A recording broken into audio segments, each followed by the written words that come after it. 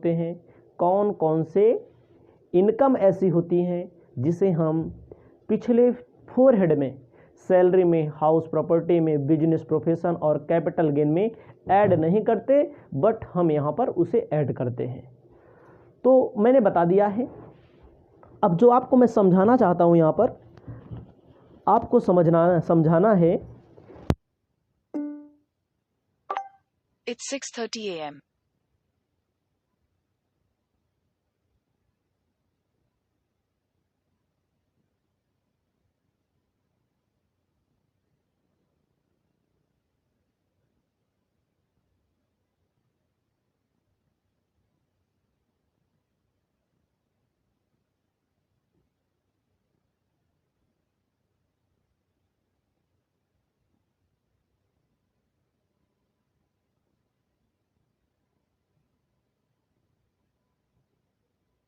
एक एक क्वेश्चन मैं आपको सॉल्व करके दिखा दूंगा कि कैसे सॉल्व किया जाता है। तो काइंड्स ऑफ सिक्योरिटी में आप सबसे पहले ऐसे बना लीजिए, सिक्योरिटियां जो होती हैं वो 2 प्रकार की होती हैं।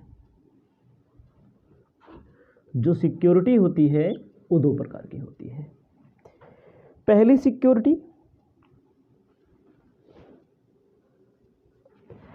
सिक्योरिटी में आपको लिखना है गवर्नमेंट, क्या?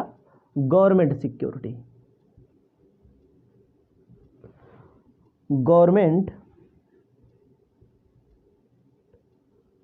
सिक्योरिटीज। दूसरा होता है नॉन गवर्नमेंट सिक्योरिटीज। ध्यान दीजिएगा, गवर्नमेंट सिक्योरिटी का मतलब It's 6:32 a.m.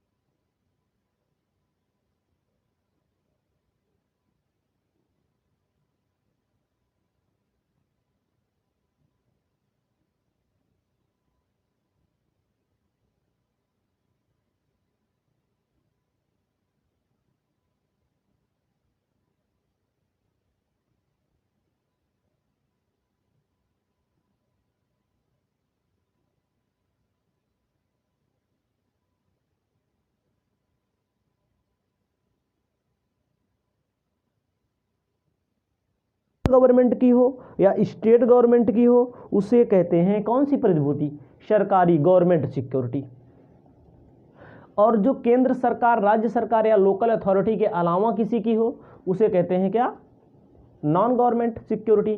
तो आप इसमें क्या करेंगे? आप इसमें लिखिए सबसे पहले, इसमें भी दो पार्ट हैं।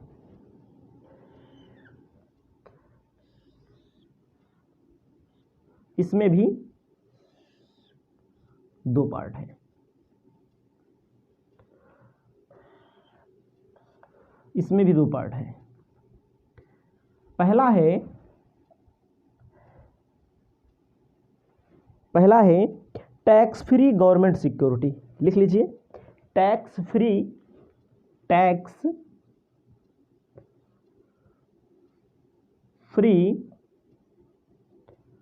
Government securities. ठीक है। कर मुक्त सरकारी प्रतिभूति। क्या? कर मुक्त सरकारी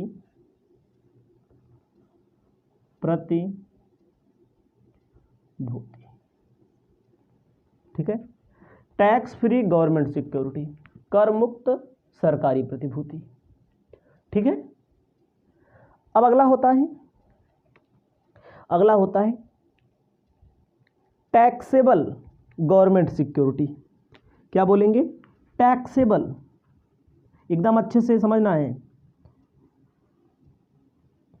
गवर्नमेंट सिक्योरिटीज, यही अगर समझ गए पूरा चैप्टर कंप्लीट। कर योग्य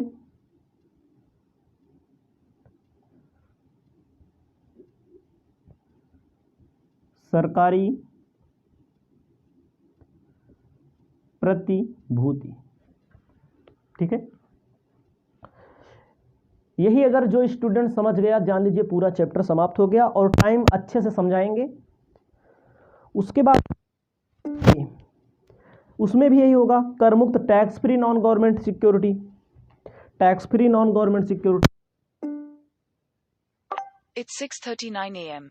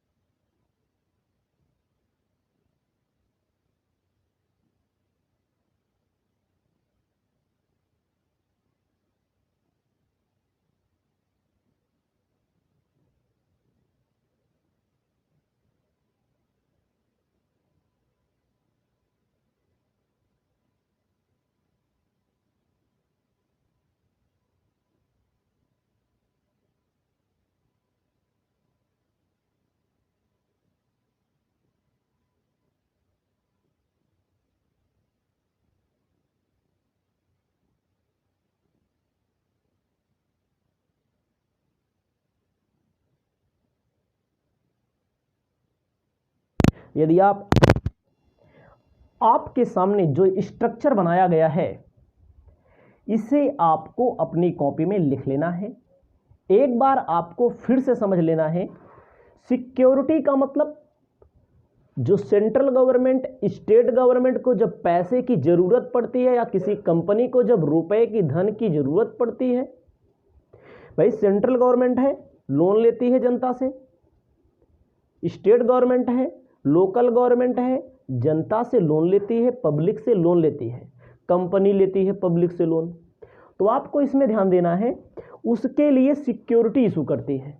एक कागज का टुकड़ा होता है और एक तरह से वो अथॉरिटी होती है, मतलब उस पर ठप्पा लगा होता है, मुहर लगी होती है, अथॉरिटी के तहत इशू किया जाता है और उसे पब्लिक खरीदती है। जैसे आप डिबेंचर वाला चैप्टर पढ़े होंगे, तो डिबेंचर और बॉन्ड पब्लिक खरीदती है, इसको आप जानते हैं। तो किसी कंपनी का डिबेंचर आप खरीदेंगे, कोई व्यक्ति खरीदेगा, तो उस व्यक्ति को क्या मिलेगा? उस व्यक्ति को मिलेगा, क्या मिलेगा? उस व्यक्ति को मिलेगा ब्याज। छमाही मिल सकता है, हाँ, यानी कि हाफ ईयरली मिल सकता है, और पूरे साल भर का भी मिल सकता है। ठीक है, उसके बाद आपको बताना चाहते हैं, आगे थोड़ा चलते हैं, आप थोड़ा आगे चलते हैं। तो इसमें होता है गवर्नमेंट। गवर्नमेंट का मतलब जो स्टेट गवर्नमेंट इशू करे, सेंट्रल गवर्नमेंट इशू करे, लोकल गवर्नमेंट इशू करे, उसे कहते हैं government security. Non government security वह सिक्योरिटी होती है जो सेंट्रल गवर्नमेंट और स्टेट गवर्नमेंट और लोकल अथॉरिटी के अलावा कोई अदर इशू करे। इसमें होता है टैक्स फ्री गवर्नमेंट सिक्योरिटी, इसमें होता है taxable government security. Tax free का मतलब टैक्स नहीं लगेगा, करयोग्य का मतलब टैक्स लगेगा। इसमें भी टैक्स फ्री का मतलब टैक्स नहीं लगेगा, टैक्सेबल का मतलब टैक्स लगेगा। इतना आप अपनी कॉपी में लिखेंगे। फिर उसके बाद आपको आगे बढ़ना है। मैं आपको आगे इसके बारे में बता रहा हूं, क्या टैक्स फ्री गवर्नमेंट सिक्योरिटी क्या होती है। आपको अब अपने कॉपी में लिखना है टैक्स फ्री गवर्नमेंट सिक्योरिटी। भाई भी टैक्स फ्री गवर्नमेंट सिक्योरिटीज किसे कहते हैं, हिंदी में भी लिख देते हैं कर मुक्त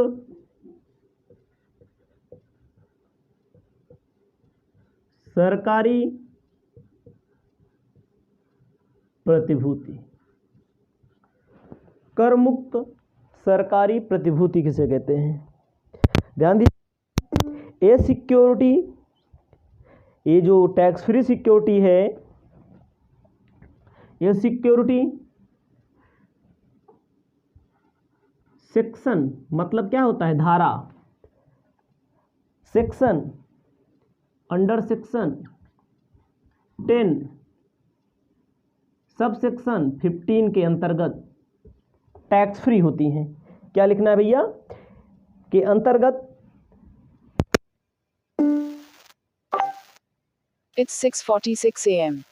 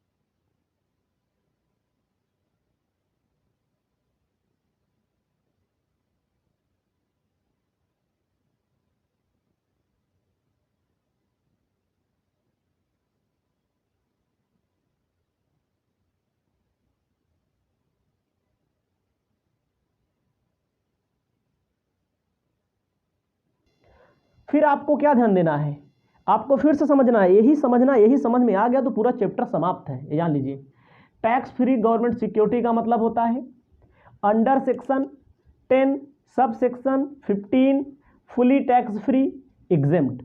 इंटरेस्ट जो इस पर मिलेगा टोटल इनकम में इंक्लूड यानी कि शामिल नहीं किया जाएगा। इसको आप अपनी कॉपी में लिख लीजिएगा, और ना तो शामिल किया जाएगा ना तो टैक्स लगेगा। इसको आप याद कर लेंगे, दिमाग में रख लेंगे। ध्यान दीजिएगा, इसके कुछ पॉइंट हैं जिन्हें मैं आपको पढ़ करके बताना चाहता हूं। आप ध्यान दे करके इसे अपनी कॉपी में लिख लेंगे। हमारे पास जो बुक है, आपके पास भी बुक होगी। अगर आपके पास HC मेहरोत्रा की बुक है तो हमारी इस बुक में, नई वाली बुक में 414 पेज आगे पीछे करके देख लेंगे, आपको मिल जाएगा। ज़्यादा घबराने की ज़रूरत नहीं है, इसको आप ध्यान देंगे। टैक्स फ्री सिक्योरिटी में कुछ पॉइंट दिए गए हैं।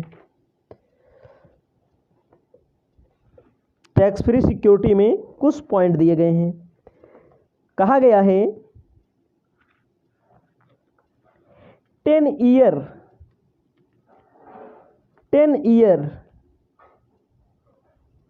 ट्रेजरी सेविंग डिपॉजिट सर्टिफिकेट, 10 वर्षीय ट्रेजरी सेविंग डिपॉजिट सर्टिफिकेट अगर किसी व्यक्ति ने लिया है वो क्या होगा, एग्जेम्प्ट होगा, उस पर जो ब्याज मिलेगा वो एग्जेम्प्ट होगा, इसे कहेंगे गवर्नमेंट, ठीक है, government tax free. 5 year national post office cash certificate. Third number है 10 year national plan certificate. Fourth number है 12 year national plan saving certificate. Fifth number है 12 ईयर और 7 ईयर पोस्ट ऑफिस नेशनल, यानी कि जिसमें नेशनल शब्द यूज होगा वो सब एग्जेम्प्ट होगा, क्वेश्चन में मिलेगा तो बताएंगे। 6 number national defence gold bond 1980। उसके बाद दिया गया है स्पेशल बियरर बॉन्ड 1991। उसके बाद post office saving account, post office के सेविंग अकाउंट में एग्जेम्प्ट होगा, ध्यान दीजिएगा।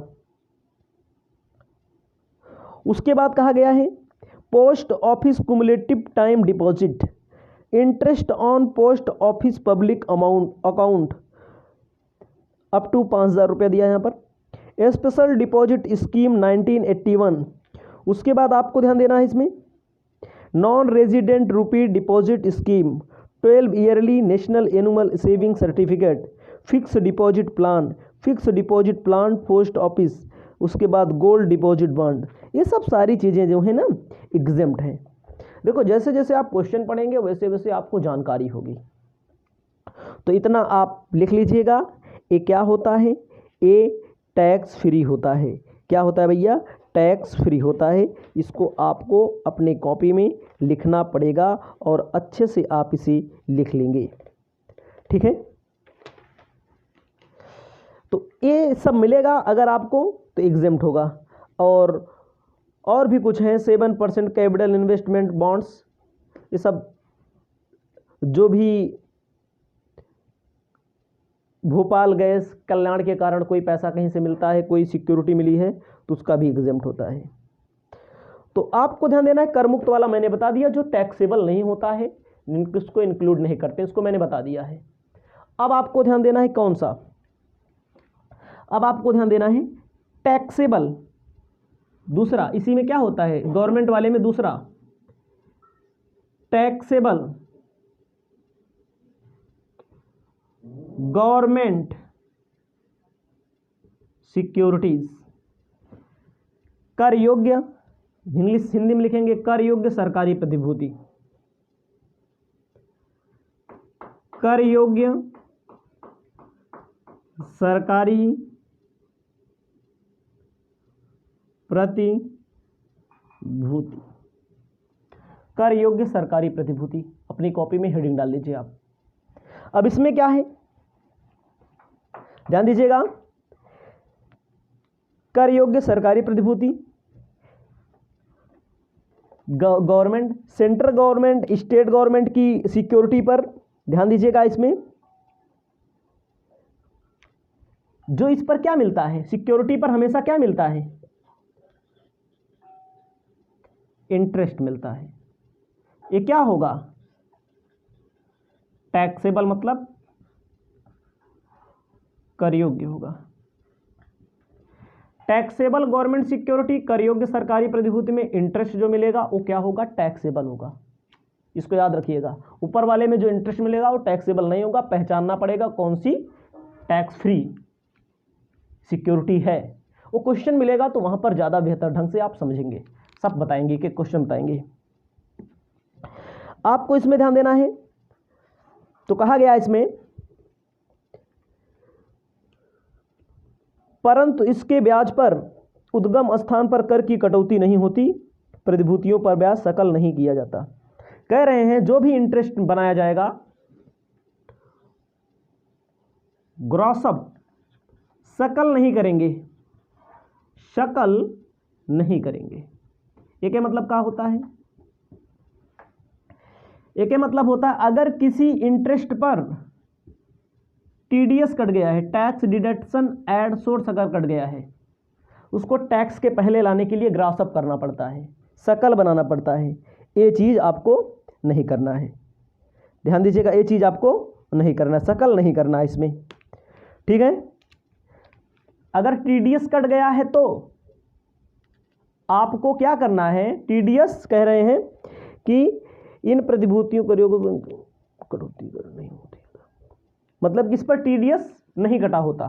टीडीएस मतलब टैक्स डिडक्शन एट सोर्स, जहां पर पैसा पैदा हुआ वहीं पर टैक्स को काट लिया जाए, सकल नहीं किया जाता। ये चीज़ आपको ध्यान देना है, सकल मतलब ग्रॉस अप नहीं किया जाता है, यहाँ पर ध्यान दीजिएगा।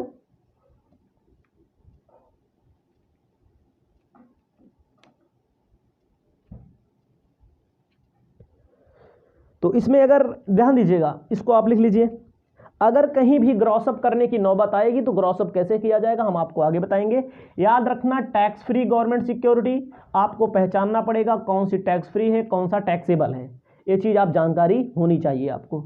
उसके बाद टैक्सेबल गवर्नमेंट सिक्योरिटी, टैक्सेबल में क्या होता है, टैक्सेबल होता है टीडीएस नहीं काटा जाता है, ग्रॉस अप नहीं करेंगे। ग्रॉस अप का मतलब होता है टैक्स के पहले, मतलब टीडीएस कटने के पहले जहां से पैसा पैदा हो वहीं से टैक्स काट लिया जाए, उसे टीडीएस कहते हैं, tax deduction at source, Hindi में कहते हैं उद्गम स्थान पर करके कटौती। जितना मैंने लिखा केवल इतना आपको लिखना है, बस केवल इतना लिखना है, ठीक है, केवल इतना लिखना है। लेकिन कहीं पर मान लीजिए ए वाला मिल गया जो हम कह रहे हैं ग्रॉस अप नहीं करते, तो कहीं पर मान लीजिए 8% ऐसे लिखा रहेगा, सेविंग बॉन्ड्स टैक्सेबल मिल गया, 2003 नियम है, तो ग्रॉस अप किया जाएगा, ग्रॉस अप किया जाएगा। ग्रॉस अप कैसे करते हैं भी जान लीजिए। अब ग्रॉस अप कैसे करते हैं, इंटरेस्ट इंटू 100/90, क्योंकि ब्याज जो भी ब्याज मिलता है उस पर 10% टैक्स कटा रहता है। ये आपका इंटरेस्ट मतलब टैक्स कटने के बाद जो ब्याज मिला है, टैक्स कटने के बाद 90% मिलता है, 10% कटा रहता है। 100% मालूम करने के लिए इंटरेस्ट 100/90 कर देते हैं, आपका उत्तर आ जाता है। इसको लिख लीजिए, आगे चलते हैं। कोई दिक्कत मत समझना, कोई परेशानी मत समझना।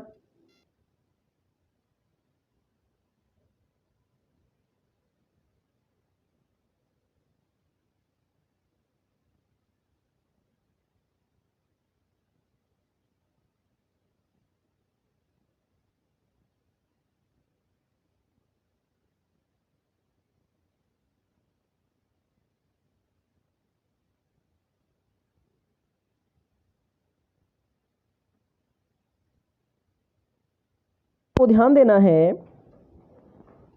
Tax free non government security, पहला होता है tax free non government securities,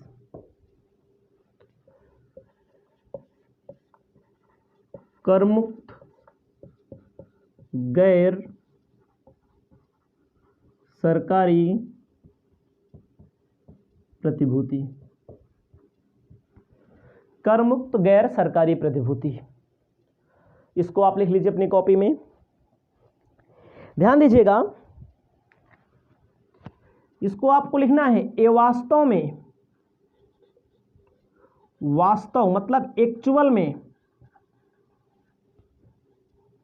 not exempt, करमुक्त नहीं होती। ध्यान दीजिए, वास्तव में यानी कि एक्चुअल में करमुक्त नहीं होती। क्यों ऐसा लिखा गया? जब करमुक्त नहीं होती तो टैक्स फ्री क्यों लिखा गया? क्योंकि आप ध्यान दीजिएगा, आपने कहीं पर डिवेंचर लिया होगा, आपने कहीं पर डिवेंचर लिया होगा, शेयर लिया होगा, आपने कहीं पर सिक्योरिटी ली होगी, कोई व्यक्ति ने लिया होगा, तो टैक्स काट के बाद की मिलता है तो आपके लिए करमुक्त माना जाता है। जहां से पैसा पैदा होता है वहीं पर टैक्सवा काट लिया जाता है, इसीलिए कहा गया है tax free non government security. हमारे सामने बुक है, कह रहा है इसमें एक्चुअल में टैक्सेबल नहीं होता, नॉट टैक्सेबल नहीं होता, एग्जेम्प्ट नहीं होता, वास्तव में होता है। जहां पर अमाउंट मिल जाता है, ब्याज मिल जाता है, वहीं पर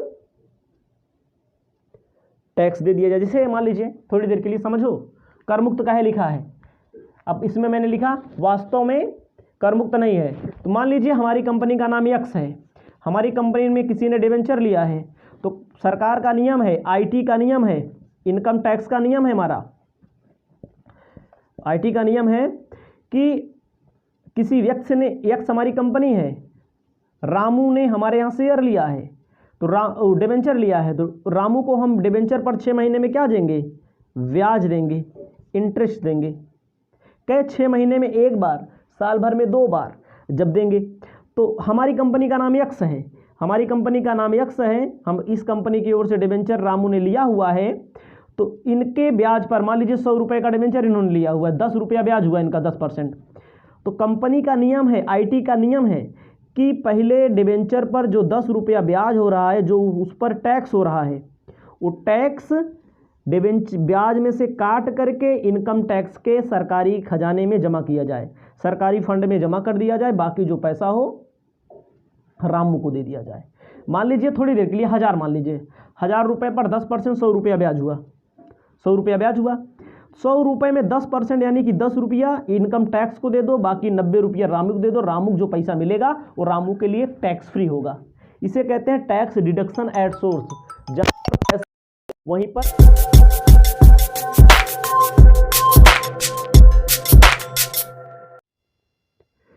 income from other sources class के क्रम को आगे बढ़ाते हुए इस वीडियो के माध्यम से सबसे पहले मैं आपको क्वेश्चन नंबर फर्स्ट बताने जा रहा हूं।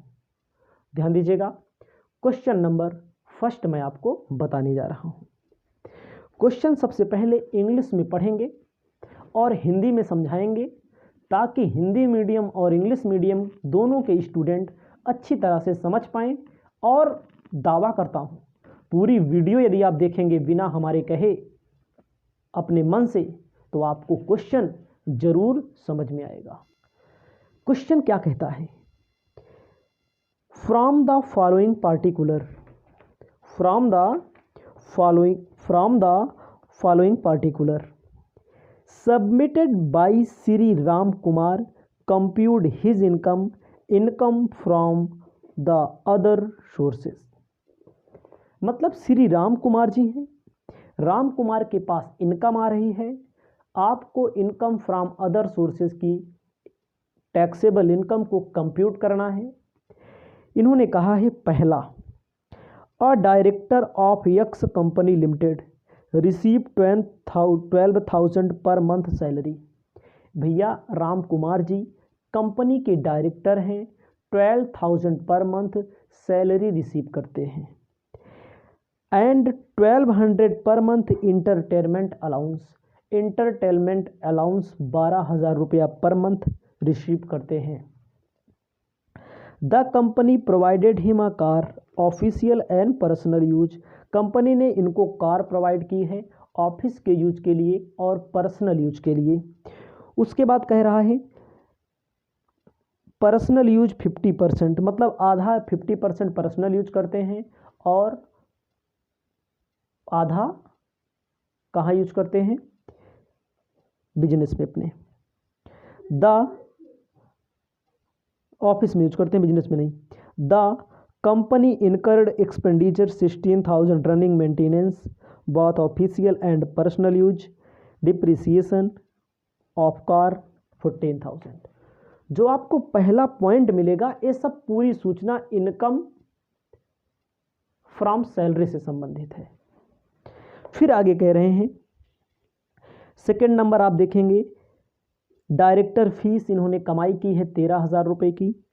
उसके बाद इन्होंने कमाई की है interest on dividend cooperative bank में 2,000 की, dividend receive from foreign company 6,000। Fifth number देखेंगे आप, receive winning from lottery, income from agriculture in England, harmonium delivering lecture, ठीक है, सोसाइटी में इन्होंने दिया है 1,200 रुपया। कोई दिक्कत नहीं है, क्वेश्चन को मैं यहाँ पर सॉल्व करने जा रहा हूँ। क्वेश्चन में बहुत सारी सूचनाएं दी गई हैं। पहली इंफॉर्मेशन भैया जो दी गई है वो पूरा सैलरी से रिलेटेड है। क्वेश्चन में इनकम फ्रॉम अदर सोर्सेज पूछा है, देखो भाई अदर सोर्सेज पूछा तो हम अदर सोर्सेज वाला निकालेंगे। अगर हमसे टोटल इनकम पूछा होता तो सैलरी वाला भी निकालते और इनकम फ्रॉम अदर सोर्सेज वाला भी निकालते। तो हमसे क्या पूछा है, इनकम फ्रॉम अदर सोर्सेज। आप अपनी कॉपी में लिखो computation of income from other sources. अपनी कॉपी में लिखो computation of income from other sources. ऐसे लिखिए, जो चैप्टर आप पढ़ेंगे income from other sources, income from other sources सबसे ऊपर आप लिख लेंगे अपनी कॉपी में। उसके बाद लिखिए, नीचे लिखना है फॉर द असेसमेंट ईयर। जो आपके क्वेश्चन में दिया रहेगा वही लिखना है आपको, अलग से कुछ नहीं लिखना है। इसको आपको लिखना है, आपको अपने मन मुताबिक लिखना है। उसके बाद आगे हम आपको बताना चाहते हैं एकदम स्पष्ट तौर पर। सबसे पहला वाला टॉपिक तो यहाँ नहीं लिखा जाएगा। क्यों नहीं लिखा जाएगा? क्योंकि इनकम फ्रॉम अदर सोर्सेज से इसका कोई लेना देना नहीं है और ना ही पूछा गया है। अब आपको ध्यान देना है, दूसरा टॉपिक देखो, डायरेक्टर। देखो कहीं पर नौकरी करते हैं तो सैलरी वाले में जाएगा, सैलरी वाले हेड में। डायरेक्टर है, शुल्क मिल रहा है, फीस जो मिलती है, जिससे मैं कोचिंग पढ़ाता हूँ, हमें जो फीस मिलती है अदर सोर्स में जाएगा। अगर मैं कहीं पर नौकरी करूँगा सैलरी मिलेगी तो इनकम फ्रॉम सैलरी में जाएगा। तो आपको यहाँ पर देना है, ध्यान देना है, लिखना है दूसरा नंबर डायरेक्टर फी। जो डायरेक्टर फीस है वो कितना है, 13,000 रुपया डायरेक्टर फीस दी गई है। इसको लिख लीजिए, अदर सोर्सेज में जाएगा। अब थर्ड नंबर टॉपिक पढ़ेंगे, इनको कोऑपरेटिव बैंक से ब्याज मिला हुआ है। ध्यान दीजिएगा, कोऑपरेटिव बैंक से ब्याज मिला हुआ है। Interest on cooperative bank, cooperative bank से इनको जो ब्याज मिला हुआ है वो कितना मिला हुआ है, 2,000 रुपया मिला हुआ है। ये सारी चीज़ें आप लिखते चले हमारे साथ। कोई दिक्कत होगी तो हम आपको बताएंगे, जो जहाँ नियम जो होगा उसको हम आपको बताएंगे। इनको डायरेक्टर फीस मिला 13,000 रुपया, कोऑपरेटिव बैंक से ब्याज मिला 12,000 रुपया। पूरा का पूरा मेरे भाई ये टैक्सेबल होता है। आगे आपको ध्यान देना है, इनको डिविडेंड मिल रहा है। डिविडेंड मिल रहा है फॉरेन कंपनी का, विदेशी कंपनी का। लिखेंगे dividend from of foreign company. देखो कितना मिल रहा है, 6,000 रुपया। डिविडेंड क्या लिखेंगे, डिविडेंड फ्रॉम अ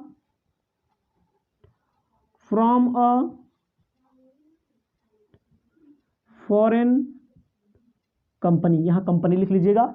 विदेशी कंपनी भैया ब्याज मिल रहा है, ये भी पूरा का पूरा अदर सोर्सेज का। याद रखिएगा, मैंने पहले भी बताया है, इनकम फ्रॉम अदर, ठीक है, इनकम फ्रॉम अदर सोर्सेज में क्या आएगा, डायरेक्टर फीस आ गया, कोऑपरेटिव बैंक आ गया। चारों हेड अगर आप पढ़े होंगे तो ये सब चीज़ें आपको नहीं मिलती थी चारों हेड में। ना तो सैलरी में मिला, ना तो हाउस प्रॉपर्टी में मिला, ना तो बिजनेस प्रोफेशन में, ना तो कैपिटल गेन में। जो चारों में नहीं आएगा वही पांचवें में आएगा, ध्यान देना है। अब आप समझिए, अगला है आपके सामने जो क्वेश्चन है, received winning from lottery. Winning from lottery लिखेंगे, लॉटरी से, विनिंग फ्रॉम लॉटरी। कोई लॉटरी से जीतता है, कोई जुआ से जीतता है, कोई सट्टा से जीतता है, कोई क्या बोलते हैं उसको, कहीं पर रास्ते में पैसा पा जाता है। इन्होंने कहा है विनिंग फ्रॉम लॉटरी। और अगर आप हिंदी में पढ़ेंगे तो लिखा है लॉटरी में जीत 24,500 प्राप्त हुए। ध्यान दीजिएगा, रिसीव्ड शब्द लिखा है, जिसमें जिस कैजुअल इनकम में, कैजुअल इनकम होती है ऐसी इनकम जिसके प्राप्त होने की कोई संभावना ना हो, अचानक प्राप्त हो जाए, गारंटी नहीं होती कि प्राप्त होगी। भाई लॉटरी हार गए तो उसे कहते हैं कैजुअल इनकम। कह रहा है रिसीव्ड शब्द जिसमें बोला होगा, जैसे इन्होंने कहा है 24,500 रुपया रिसीव्ड हुआ है, इसका मतलब रिसीव जिसमें लिख देगा, क्या लिख देगा, रिसीव लिख देगा।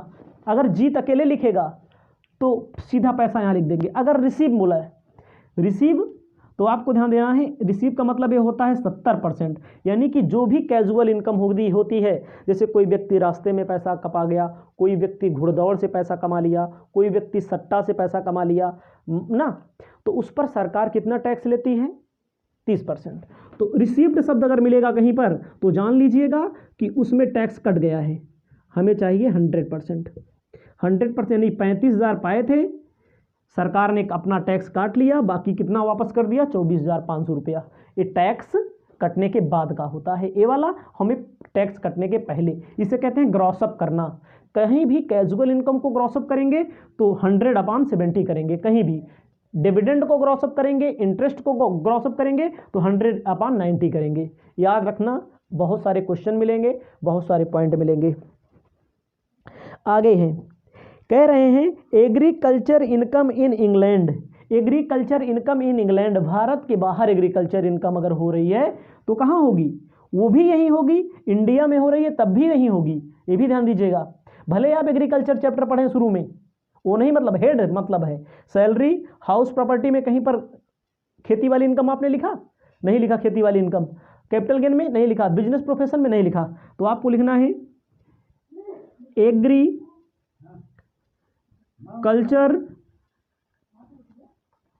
Agriculture income in England. England से कितनी एग्रीकल्चर इनकम कर रहे हैं भैया? देखो क्वेश्चन में दिया 78,000। 78,000 इसको आप ऐड कर लेंगे। उसके बाद आपको बताना चाहते हैं, आगे दिया गया है honorarium for lecture. Honorarium for lecture. Lecture इन्होंने दिया है कहीं पर, देखो अलग से लेक्चर दिया है, 1200 की कमाई हुई है इनको। तो ये होता है इनकम फ्रॉम अदर सोर्सेज। अब इसको भैया कर लेंगे ऐड कर लेंगे तो क्या होगा? इनकम फ्रॉम अदर सोर्सेज आ जाएगा 13,000 plus 2,000 plus 6,000 plus 35,000 plus 78,000 plus 1200, 1,35,200 आपका आ जाएगा। 1,35,200, इसे क्या बोलेंगे? Income from other sources. Income from other sources याद रखना, जैसे आप किससे थ्योरी पूछता है तो कुछ इनकम को बताइए, तो ऐसे भी याद रख लेना, डायरेक्टर फी क्या होती है? अदर सोर्सेज की income, interest on cooperative bank other sources की इनकम, डिविडेंड अदर सोर्सेज की income, winging from lottery other sources होता है, एग्रीकल्चर अदर सोर्सेज, लेक्चर कहीं पर देंगे अदर सोर्सेज। ये आपको ऐड कर लेना है। आपका आंसर आ चुका है। आगे मैं आपको बताने जा रहा हूं सेकंड नंबर क्वेश्चन, पहले इसे आप अपनी कॉपी में लिख लीजिए।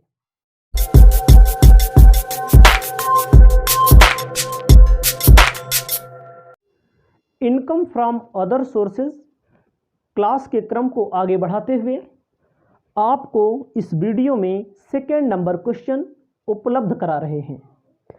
क्वेश्चन जब आप पढ़ेंगे तो आपको एहसास होगा कि क्वेश्चन में क्या पूछा गया है। क्वेश्चन की बारीकियों के बारे में आपको पता लग जाएगा। क्वेश्चन कहता है, Shri Swami Prasad furnished the following particular of his income for the previous year. Swami Prasad ji के पास कुछ इनकम है, अपने इनकम के बारे में बता रहे हैं। Dividend from a tea company, इन्होंने डिविडेंड मिला है ग्रॉसअप करने के बाद कितना? 60% इनकम एग्रीकल्चर होगी, कोई बात नहीं, बाकी दूसरी कोई इनकम होगी, दूसरी तो नहीं लिखना है आपको यहाँ पर। Second, amount on a horse race, घुड़दौड़ से इन्होंने अमाउंट कमाया हुआ है। Winning a lottery, interest, fourth number देखो, इंटरेस्ट डिपॉजिट किया है पैसा कहीं पर फर्म में, वहाँ से ब्याज मिल रहा है। डिविडेंड मिल रहा है कोऑपरेटिव सोसाइटी से। Income from non agriculture land. Shri Swami Prasad claim the following expenses, Swami Prasad ji खर्च के लिए, मतलब कि जो इनकम फ्रॉम अदर सोर्सेज की इनकम हुई है उसमें से कुछ छूट भी मांगते हैं। कहते हैं कि bank commission for collection dividend from tea company, कोई दिक्कत नहीं है। Interest on taken purchase share tea company, expenses incurred lottery ticket, कोई दिक्कत नहीं। सबसे पहले आप लिखो, सबसे पहले computation of taxable income from other sources, computation of taxable income from other sources आपको लिखना है।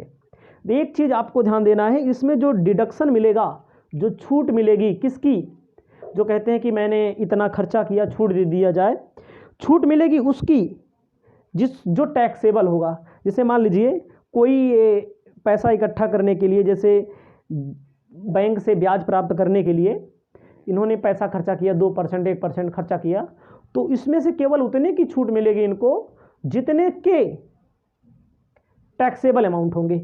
कभी कभी होता है ना एग्जेम्प्ट होता है, तब छूट नहीं मिलती है कोई अमाउंट। ठीक है, आप अपनी कॉपी में लिखेंगे कंपुटेशन, क्या लिखेंगे, computation of taxable income from other sources.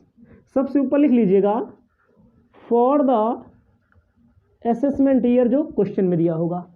Computation of income from other sources आपको लिख लेना है। पहले नंबर टॉपिक से हम पढ़ते हुए चलेंगे ऊपर से नीचे की ओर। कहता है dividend from a tea company. पहला नंबर क्या है, dividend from a tea company. लिखिए dividend from a tea company. कह रहे हैं 60% एग्रीकल्चरल इनकम। भैया आपको जानकारी होनी चाहिए, जो एग्रीकल्चर इनकम होती है वो एग्जेम्प्ट होती है, वो भी इंडिया की। इसके पहले वाले क्वेश्चन में इंग्लैंड मिला था, वहाँ टैक्सेबल किया, नहीं तो कहोगे वहाँ सर जी आपने क्यों टैक्सेबल कर दिया। इंडिया में तो 60% कह रहे हैं एग्रीकल्चरल है, तो बाकी क्या बचा, 40% नॉन एग्रीकल्चरल है। डिविडेंड कहाँ आता है, इनकम फ्रॉम अदर सोर्सेज में आता है ना, तो 40% ध्यान दीजिएगा निकाल दिया जाएगा। 60% टैक्स से एग्जेम्प्ट होगा, 40% टैक्सेबल होगा। हो गया, 1000 रुपया टैक्सेबल होगा क्योंकि ये नॉन एग्रीकल्चरल है। ठीक है, इसको समझ लीजिएगा। इसको हम डिविडेंड फ्रॉम कोऑपरेटिव सोसाइटी मिला है। देखो कोऑपरेटिव सोसाइटी से, सॉरी दूसरे नंबर पे आप देखेंगे amount on a horse race, income of a horse race, घुड़दौड़ से भैया कमाई हुई है। ये में देखो रिसीव नहीं लिखा, अगर रिसीव लिखा होता तो जितना अमाउंट पाते हैं उसके नीचे लिखो आप 70% इंटू 100 से मल्टीप्लाई करना पड़ता है। अगर कोई व्यक्ति घुड़दौड़ से पैसा जीतेगा या किसी लॉटरी से जीतेगा या रास्ते में पड़ा हुआ धन मिल जाएगा, उसे बोलते हैं कैजुअल इनकम। रिसीव अगर बोला होता, रिसीव नहीं बोला है ना, तो चुप मारे ऐसे लिख दीजिए। आगे चलते हैं, आगे चलते हैं। लॉटरी के बाद, सॉरी हॉर्स रेस के बाद तीसरे नंबर पे winning from a lottery. Winning मतलब जीत, रिसीव नहीं बोला, winning from a lottery, winning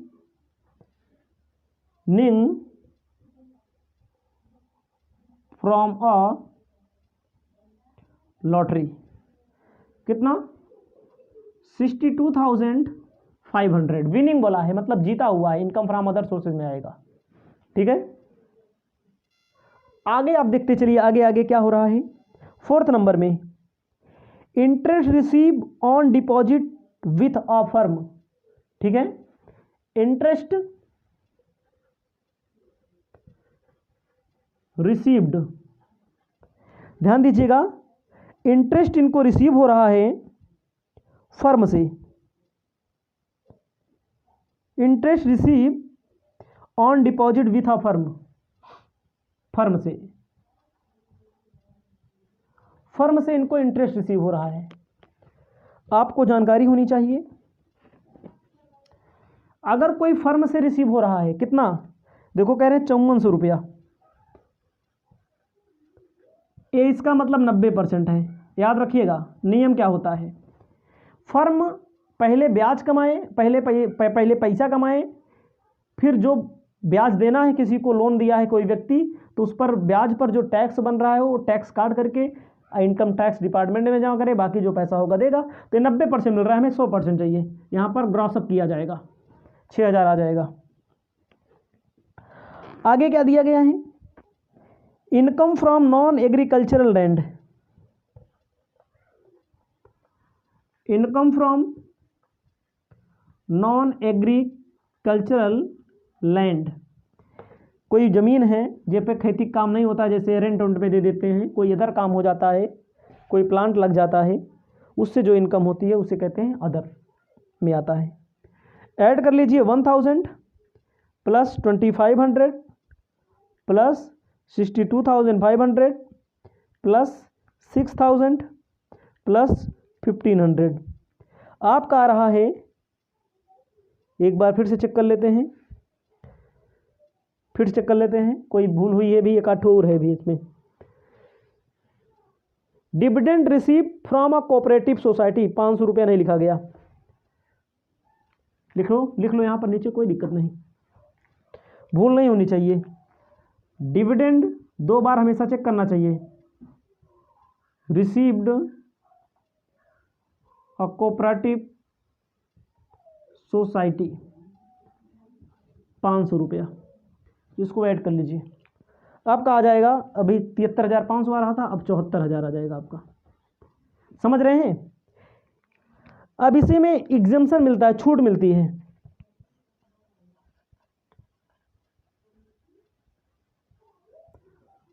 छूट मिलती है, छूट किस चीज़ की मिलती है, आपको यहाँ पर जानकारी होनी चाहिए। काहे की छूट मिलेगी, क्वेश्चन में मांग रहे हैं, कह रहे हैं बैंक कमीशन 100 रुपया for collection of dividend T company. आप समझिए थोड़ी देर के लिए, ये कह रहे हैं चाय वाली कंपनी से डिविडेंड वसूल करने के लिए कितना खर्चा किया इन्होंने, जो खर्चा किया है, कितना खर्चा किया है 100 रुपया, उसका डिडक्शन मांग रहे हैं।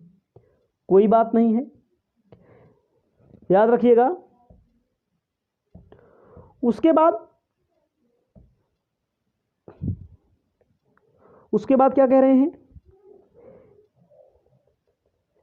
800 परचेज और शेयर इन टी कंपनी, 800 रुपये का इन्होंने क्या मांगा है, जो शेयर खरीदा है चाय कंपनी में 800 रुपये का, उसकी छूट मांग रहे हैं। कोई बात नहीं है। लॉटरी के टिकट के लिए छूट मांग रहे हैं, कितने की,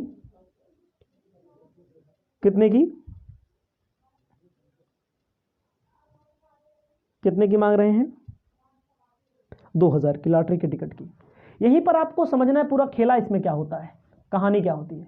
कह रहे हैं पहला आप समझिए, डिविडेंड चाय वाली कंपनी में, चाय वाली कंपनी ये है, इसमें का जो डिविडेंड मिला एग्रीकल्चरल वाला वो एग्जेम्प्ट है, समझ रहे हैं, वो एग्जेम्प्ट है, उसकी छूट नहीं मिलेगी। जो इनकम एग्जेम्प्ट है मतलब 60% एग्रीकल्चरल है, एग्रीकल्चरल वाले के लिए चाय वाला एग्रीकल्चरल है, तो उसकी छूट नहीं मिलेगी। इसको लिख लीजिएगा, जो यहाँ टैक्सेबल होगा उसी की छूट मिलेगी। 60% क्या है, टैक्सेबल है, ठीक है। लाभांश की वसूली के लिए बैंक कमीशन मांगा जा रहा है, छूट मांगी जा रही नहीं होगी, क्योंकि 60% एग्रीकल्चर इनकम है, और एग्रीकल्चर इनकम क्या है, एग्जेम्प्ट होती है। जो यहाँ एग्जेम्प्ट है उसकी छूट मांगेंगे अगर, तो छूट नहीं मिलेगी, जो टैक्सेबल होगा उसकी छूट मिलेगी। ये आगे कह रहे हैं शेयर खरीदने के लिए, शेयर खरीदने के लिए ध्यान दीजिएगा, शेयर खरीदने के लिए। तो शेयर कितने का खरीदा है? 800 रुपये का। लिखा जाएगा ऐसे, लिखा जाएगा 20% ऑफ 1000, 20%, ऐसे लिखा जाएगा 20% ऑफ 1000। 1000 का 20% निकालिए, 200। अथवा जो वास्तव में शेयर खरीदा, इन दोनों में जो कम होगा उसी की छूट मिलेगी। नियम होता है, इसको भी याद रखना पड़ेगा। मतलब कि 1000 का 20%, 1000 का 20%, 20% आएगा 200, और 800 का शेयर किन्होंने खरीदा है, दोनों में जो कम होगा उसकी छूट मिलेगी, यानी कि 200 की छूट मिलेगी। और आपको ध्यान देना है, 200 की छूट मिलेगी। और आपको आगे क्या ध्यान देना है? टिकट खरीदा है लॉटरी के लिए, लॉटरी के लिए किसी जुआ सट्टा लगाने के लिए कोई भी खर्च किया जाता है, उसकी छूट नहीं मिलती है। लिखा भी गया है आपकी बुक में, देखो, लॉटरी, क्रॉसवर्ड, पजल, गुड़दौल, यहाँ पर अगर कोई पैसा लगाने के लिए अगर आप कोई खर्चा करते हैं उसकी छूट नहीं मिलेगी। 73,800 इनकम फ्रॉम अदर सोर्सेज, आप नीचे लिख लीजिए 73,800 income from other sources, income from other sources आपका आंसर आ जाएगा। इसे आप अपनी कॉपी में लिख लीजिए। इसके बाद में अगला क्वेश्चन आपको